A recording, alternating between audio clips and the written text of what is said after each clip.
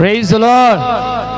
परमेश्वर की आंखें आपको कभी भी नहीं छूटती, लेकिन किसको? जिसने परमेश्वर की बुद्धि को अपने ऊपर लिया और बुद्धि का इस्तेमाल कर रहा है। एक घर में 4 बच्चे पैदा हुए, 2 डॉक्टर बने और 2 पायलट बने। 2 बेटे एक जगह फंसे, आसानी से निकल आए, और बहुत से डॉक्टर्स पहले भी उस जगह पर फंसे थे, आसानी से निकल नहीं पाए। और 2 पायलट फंसे, ऊपर के ऊपर ही रह गए, समझ रहे? ऊपर परेशान हो गए, तकलीफ आई और उनका जहाज खराब हो गया, सीधे नीचे आए और फिर कहां गए किसी को नहीं पता, ऊपर गए या नीचे गए। लेकिन 2 डॉक्टर जो उसी परिवार के थे, लेकिन उन्होंने क्या किया मालूम है? वो 2 डॉक्टर लंबा समय जीवित रहे। आप फंस गए, आप अपनी विपत्तियों में फंस गए। आप कहीं ना कहीं फंस जाते होंगे, हाँ या ना? हो सकता है आप किसी जगह पर फंस गए और आपकी उम्र हो सकता है इस वक्त 50 साल को या 55 साल 60 साल को टच कर रही हो, लेकिन जब आपने होश संभाला तब से लेकर अब तक आप कई बार फंसे। हो सकता है आपने घर आकर, आप स्टूडेंट हो स्कूल के, और आपने घर आकर पेरेंट्स को ना बताया हो कि मैं फंसा। कई बच्चे ऐसे हैं जिनको बाहर स्कूल में मार पड़ जाती है, अच्छी तरह पिटाई हो जाती है, लेकिन जब घर में आते हैं पूरी सेटिंग कर कर आते हैं, प्रॉपर कपड़े कुपड़े पूरे झाड़ कर। और कई बच्चे तो ऐसे हैं, एक स्टूडेंट ढूंढ लेते हैं जिसकी पैंट और उसकी पैंट का नंबर एक ही हो, और कहता है देख मेरे को बड़ी तगड़ी पिटाई हुई है, तू तो जानते ही सब कुछ। एक काम करते हैं, हम पैंट चेंज कर लेते हैं, कमीज चेंज कर लेते हैं, कल तू धो के ले आना, फिर मैं चेंज कर लूंगा। कहीं ना कहीं मेरा सवाल ये नहीं कि आपने क्या किया बचने के लिए, है ना, पर मेरा सवाल ये है, क्या आप कहीं फंसे? तो आप कहेंगे हाँ फंसे। आप अपनी विपत्ति में जब फंसे, उस विपत्ति से आप कैसे निकले, ये मायने रखता है।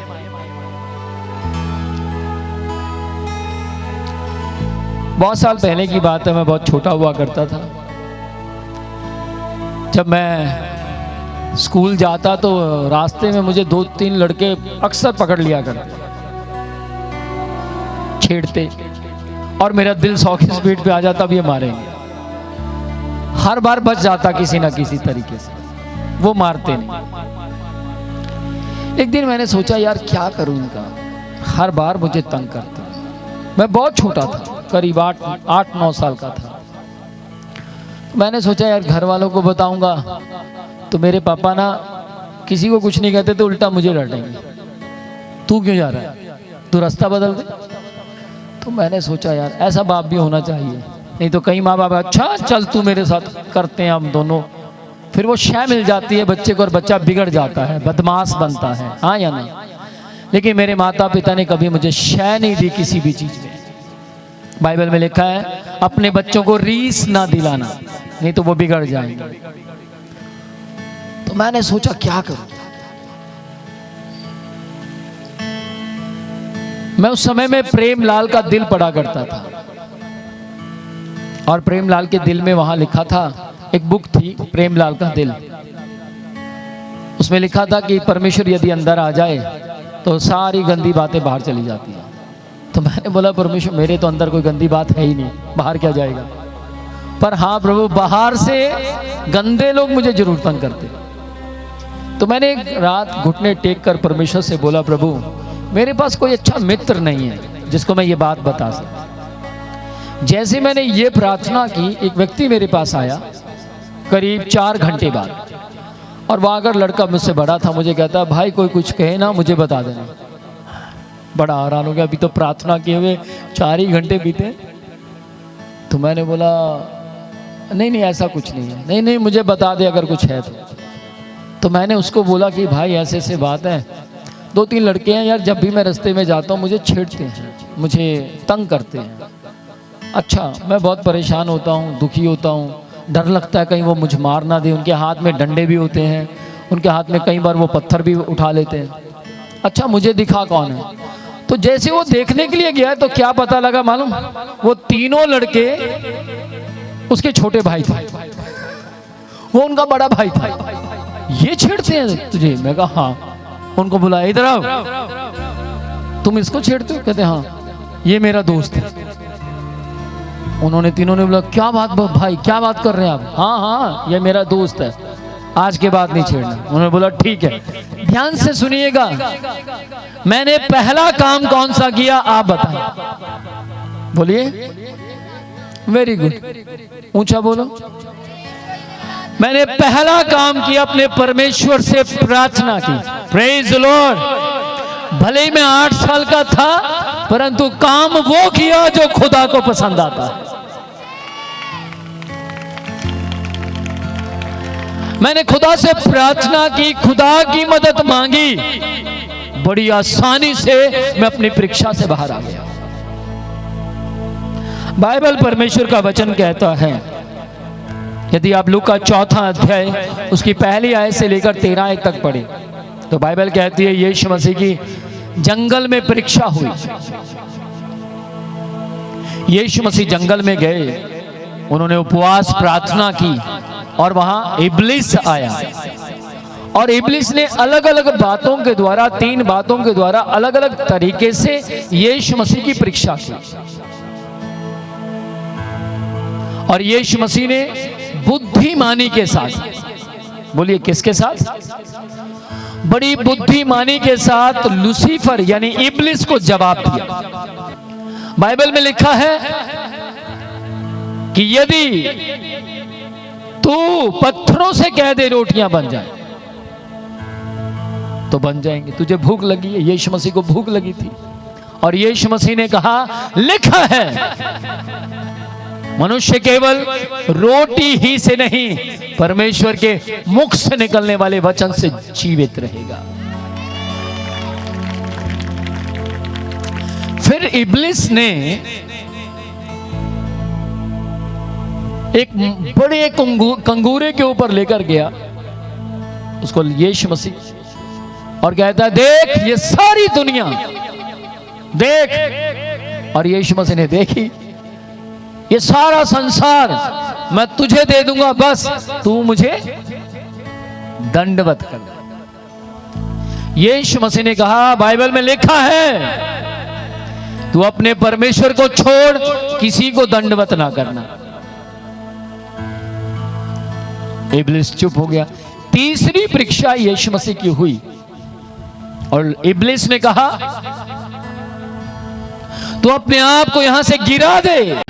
लूसीफर ने यीशु मसीह से कहा कि अपने आप को इस पहाड़ी से गिरा दे, तो लिखा है कि स्वर्गदूत तुझे हाथों हाथ उठा लेंगे। शैतान ने बाइबल का कोड की, बाइबल का इस्तेमाल किया और यीशु मसीह ने कहा है हेलो सुन, ये भी लिखा है तू अपने परमेश्वर की परीक्षा ना लेना। लूसीफर चुप हो गया।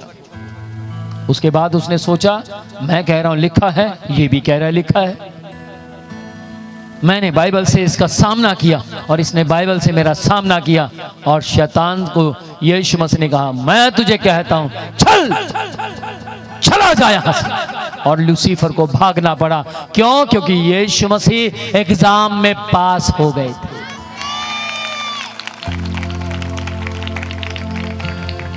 डर उन्हें लगता है जो नकल मारते हैं, डर उन्हें लगता है जो चीटिंग करते हैं, डर उन्हें लगता है जो बड़ी बड़ी लंबी लंबी पर्चियां बनाकर जाते। हाँ या ना? कहीं सूट पर लिख दिया, कोई यहां लिख दिया, किसी ने यहां लिख दिया, कोई बाथरूम के बाहर लिख कर आ रहा। दुनियावी पढ़ाई आप चीटिंग कर लेंगे, लेकिन ये पढ़ाई, इस पढ़ाई के द्वारा अगर आप शैतान से जीतना चाहते हैं तो नकल नहीं चलेगी, यहां पर बुद्धि चलती है। प्रभु यीशु मसीह ने बुद्धि के साथ पवित्र आत्मा के द्वारा लूसीफर को जवाब दिया। बाइबल कहती है लूका 20 अध्याय उसकी 22 आयत से लेकर 26 आयत तक जब आप पढ़ेंगे, शास्त्री यीशु मसीह को फंसाना चाहते थे, शास्त्री यीशु मसीह को उलझाना चाहते थे। और शास्त्रियों ने कहा, अच्छा प्रभु यीशु ये बताइए क्या हमें टैक्स पे करना चाहिए?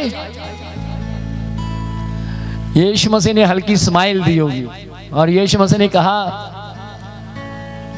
हां करना चाहिए। चलो एक काम करो, क्या तुम्हारे पास सिक्का है आज के जमाने का, उस समय के जमाने का? उन्होंने बोला हाँ है, मेरे पास लेकर। यीशु मसीह के पास लेकर गए।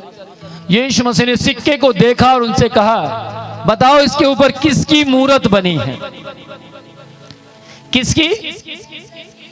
किसकी मूरत बनी है? क्या बोला गया? शास्त्रियों ने क्या कहा? ऊंचा बोलो। कैसर की। मूरत भी कैसर की थी, मोहर भी कैसर की थी। उसने बोला कैसर की। किसने बोला?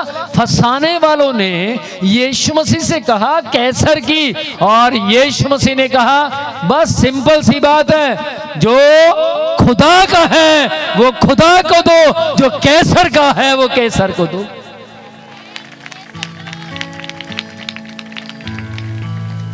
ये बात बाइबल में नहीं लिखी थी, लेकिन दशमांश देना बाइबल में लिखा। इसलिए यीशु मसीह ने बुद्धि और आत्मा के द्वारा, याद रखिएगा पौलुस जी ने कहा हमें बुद्धि और आत्मा के द्वारा चलना है। जब आप बुद्धि और आत्मा के द्वारा चलेंगे तो मजा तब आएगा जब शैतान के साथ युद्ध हो। यीशु मसीह बुद्धि और आत्मा के साथ चले और क्या हुआ? लूसीफर उनका विरोधी बन गया। लूसीफर इब्लिस उनकी परीक्षाएं लेने लगा। जब आप आत्मा और बुद्धि से चलेंगे तो आपके विरोधी इस दुनिया के देह प्राण आत्मा रखने वाले मनुष्य नहीं होंगे। आपके विरोधी का नाम होगा इब्लिस, आपके विरोधी का नाम होगा लूसीफर, आपके विरोधी का नाम होगा शैतान, आपके विरोधी का नाम होगा डेविल, इवल स्पिरिट। समझ पा रहे? आपको बुद्धि और आत्मा से चलना है, और जब आप बुद्धि और आत्मा से चलेंगे, जैसे कि आज से कुछ साल पहले की बात है, मैं हिमाचल में था, किसी ने मुझसे कहा हमें तेरी बातें समझ नहीं आती, पता नहीं तू क्या कहता है। मैंने अपना मुंह नीचे किया और ऊपर किया, उनकी ओर देखा और देखकर सोच समझ कर जवाब दिया उनको। मेरी बातें वे समझते हैं जो पहले मूर्ख थे अब बुद्धिमान हैं। और वो बड़े चुप से हो गए। हाँ ठीक कह रहे हैं आप, ठीक कह रहे हैं। और उतनी देर में मैंने ऑटो लिया और मैं वहां से चल दिया। मेरे पास फोन था, उन्होंने मुझे कॉल की। अच्छा आपके कहने का मतलब क्या हम मूर्ख हैं? मैंने बोला मैंने तो ऐसा नहीं कहा। आपके कहने का मतलब तो यही है, ध्यान से सुनिएगा, जब आपके पास बुद्धि होगी और आत्मा होगा तो आप ऐसी बातें बोलेंगे जिसे कोई पकड़ नहीं पाएगा।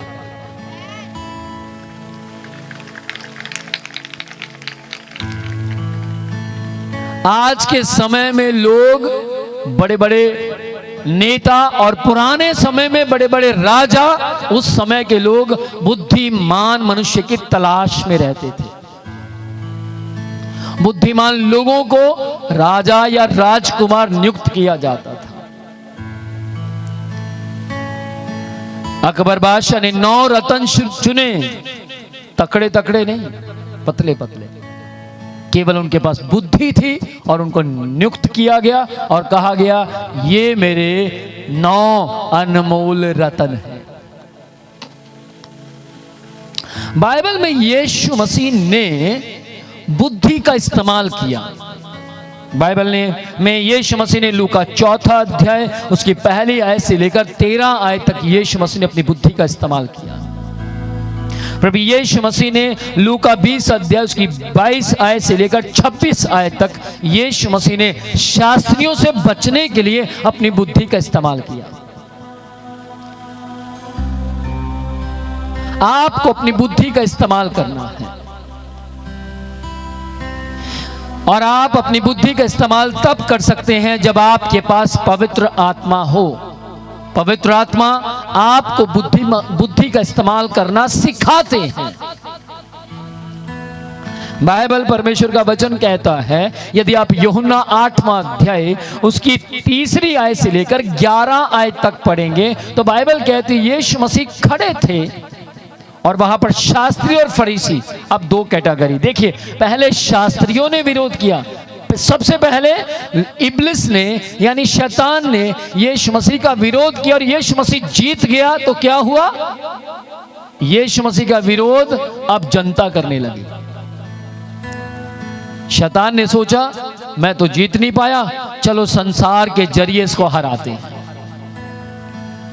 अब फरीसी आ गए और फरीसियों को भी नॉलेज थी पवित्र शास्त्र की, और उन्होंने उसको फंसाने की कोशिश की, लेकिन वो नहीं फंसा क्योंकि उसके पास बुद्धि और आत्मा दोनों थे। आमीन। उसके बाद बाइबल यूं कहती है यीशु मसीह के पास फरीसी और शास्त्री, देखो 2 कैटेगरी हुई, यानी कि विरोध करने वालों की संख्या बढ़ गई।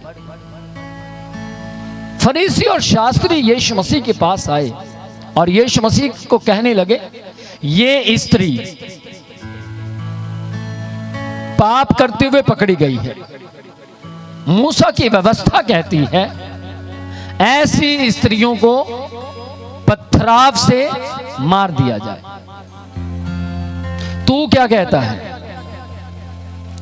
प्रभु यीशु मसीह ऐसे नहीं थे फटाफट जवाब दिया, नहीं, बड़ा सोचते थे, समझते थे और आत्मा से पूछते थे क्या बोलूं। आत्मा उनको बताता था क्या बोलना है। प्रभु यीशु मसीह ने उनकी बात सुनी। वे पथराव करते हुए यीशु मसीह के पास लाए थे उस स्त्री को, लेकिन प्रभु यीशु मसीह ने नीचे झुके, यानी सोचने का वक्त लिया, यानी समझने का वक्त लिया। बुद्धिमान व्यक्ति तुरंत जवाब नहीं देता, सोच और समझकर जवाब देता है। और प्रभु यीशु मसीह ने बड़ा सोचा, बड़ा समझा और फिर से उठे और उठकर कहा, पहला पत्थर वो मारे जिसने पाप ना किया हो।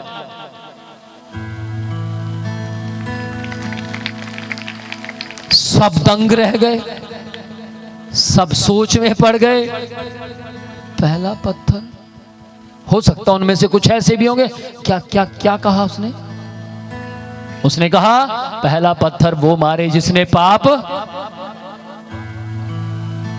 पूछने वाले से पड़ोसी ने कहा होगा, तूने पाप किया? हाँ हाँ किया है। पत्थर छोड़े और चल दिए। और यीशु मसीह नीचे की ओर बस इतने ही कहा, बाकी सब लिखते रहे। मिट्टी पर क्या लिख रहे थे मालूम नहीं, जब जाएंगे तो सब पूछेंगे क्या लिख रहे थे। कोई कुछ कहता है तो कोई कुछ कहता है, लेकिन मैं यही कहूंगा कि वहां क्या लिख रहे थे बाइबल में मेंशन नहीं किया गया। कुछ बातें बाइबल में नहीं लिखी गई और बाइबल कहती है जो तुम्हें समझ ना आए उसे छोड़ दो, जब तुम मेरे पास आओगे मैं तुम्हें अपने आप समझा दूंगा। आमीन। सब गए या नहीं गए ये यीशु मसीह को कैसे पता लगा?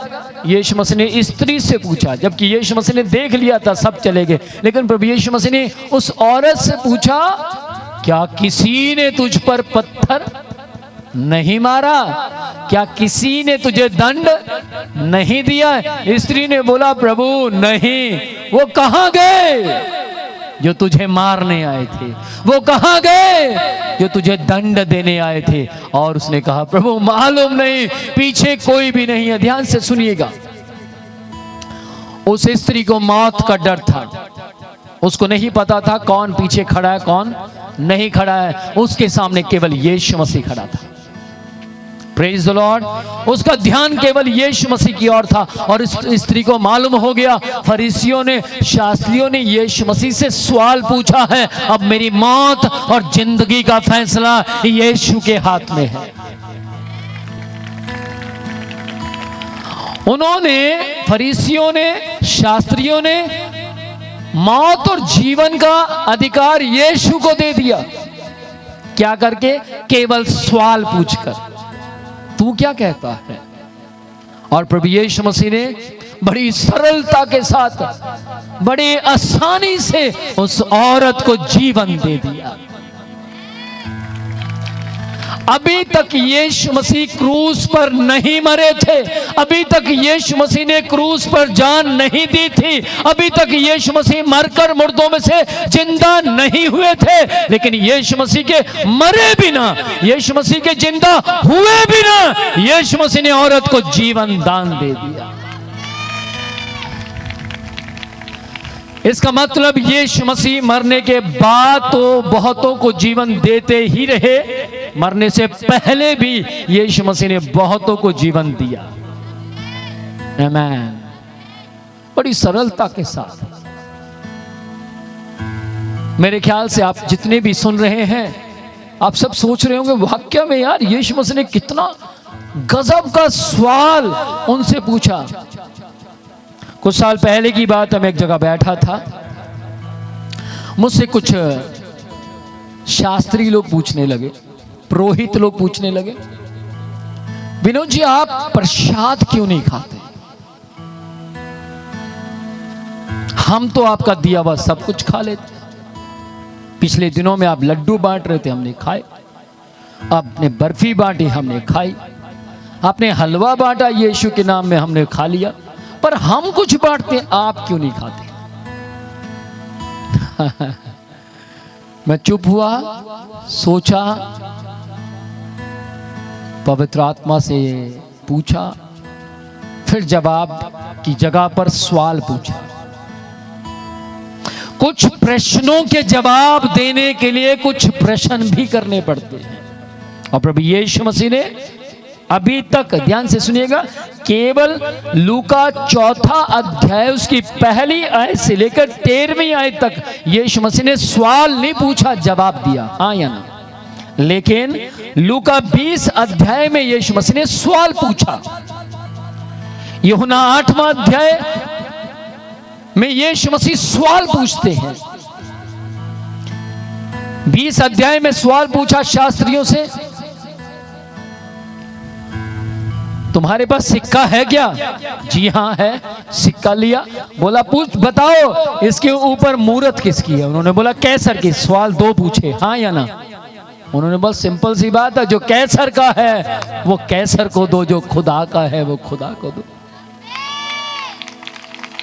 फिर यीशु मसीह ने यूहन्ना रचित सुसमाचार 8वें अध्याय के अंदर भी 2 सवाल पूछे। पहला सवाल फरीसी और शास्त्रियों से पूछा, क्या पहला पत्थर वो मारे जिसने पाप? सवाल है भाई, मारे, पत्थर मारे, पर पहला पत्थर वो मारे, ये सवाल था कि नहीं? दूसरा सवाल स्त्री से पूछा, कहां गए वो जो तुझे मृत्यु दंड देने आए थे? उसने बोला स्वामी पता नहीं कहां गए। और यीशु मसीह ने कहा, जा, मैं भी तुझे दंड नहीं देता, जीवन देता हूं। स्त्री रोने लगी, गिड़गिड़ाने लगी, स्वामी आपने मुझे जीवन दे दिया, स्वामी आपने मुझे जिंदगी दे दी। आमीन। यदि आपके पास बुद्धि है तो आप बुद्धि से केवल बुद्धि के काम कर सकते हैं। वकील बन सकते हैं, जज बन सकते हैं, लेकिन वकील बने बिना, जज बने बिना आप केस नहीं लड़ सकते। की लड़ सकते हैं, थोड़ी बहुत LLB की होगी तो लड़ पाएंगे, परंतु यदि आपके पास बुद्धि है और परमेश्वर का दिया हुआ आत्मा है तो आप बिना पढ़े अपने केस लड़ सकते हैं। पतरस अनपढ़ था, उसने अपना केस लड़ा। कैसे? बाइबल कहती है पतरस जी को जेल हो गई, सारी रात जेल में रहे। मैं आऊंगा उसी जगह पर, शाद की जगह पर, मैं वहीं लेकर आ रहा हूं आपको। जेल हो गई। सुबह के वक्त में पतरस और यूहन्ना को जेल से रिहा कर दिया गया। वो प्रार्थना करने वाली मंडली में पहुंचते हैं। वहां पर कहते हैं कि हमें धमकियां आई हैं कि आज के बाद यीशु मसीह के सुसमाचार का प्रचार ना करना। उन्होंने प्रार्थना की, जोरदार प्रार्थना की, जैसे अभी हम कर रहे थे, और उनके ऊपर सुसमाचार सुनाने वाली निडरता आ गई।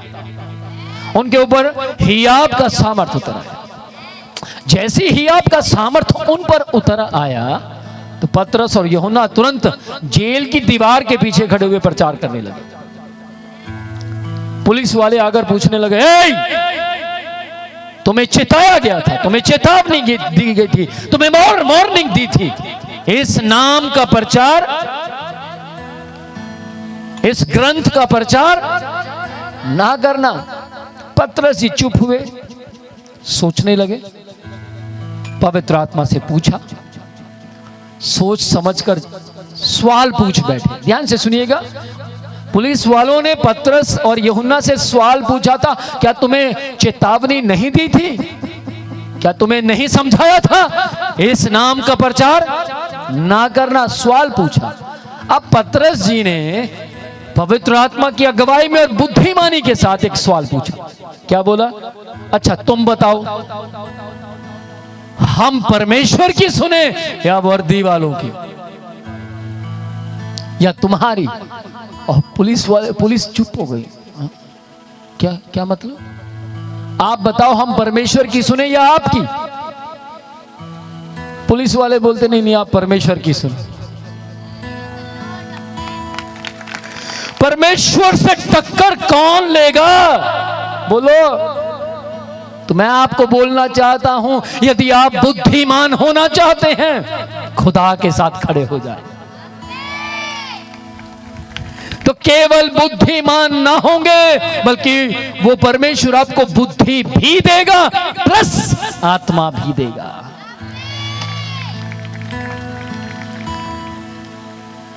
आमीन।